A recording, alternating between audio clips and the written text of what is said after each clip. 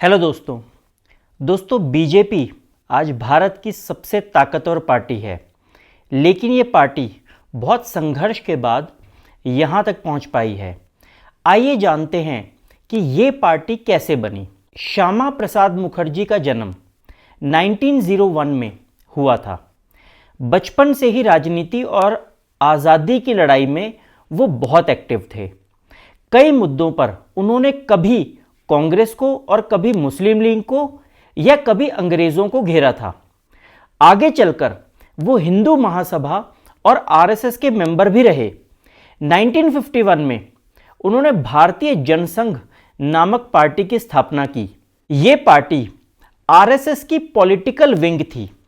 ये पार्टी भारत के पार्टीशन को गलत मानती थी और अखंड भारत बनाना चाहती थी। ये भारतीय संस्कृति और सभ्यता को प्रमोट करना चाहती थी और एक देश और एक सभ्यता के सिद्धांत पर देश को आगे लेकर जाना चाहती थी। ये हिंदी को राष्ट्रभाषा बनाने के पक्ष में थी और चाहती थी कि किसी भी धर्म के लोगों को, चाहे वो मेजॉरिटी हो या माइनॉरिटी, स्पेशल कंसेशन नहीं दिया जाना चाहिए।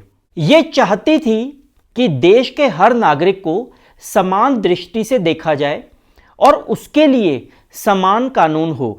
ये पार्टी देश को शक्तिशाली बनाने में भी विश्वास रखती थी और चाहती थी कि चीन के 1964 के न्यूक्लियर टेस्ट के बाद भारत भी न्यूक्लियर टेस्ट करे।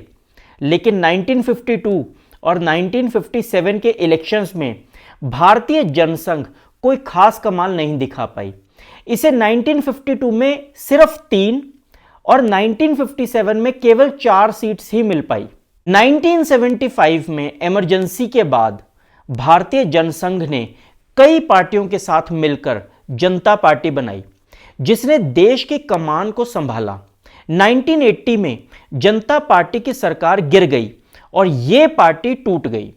इसके बाद इसके पुराने मेंबर्स ने मिलकर भारतीय जनता पार्टी बनाई, जिसे 1984 के इलेक्शंस में सिर्फ 2 सीट्स ही मिल पाई।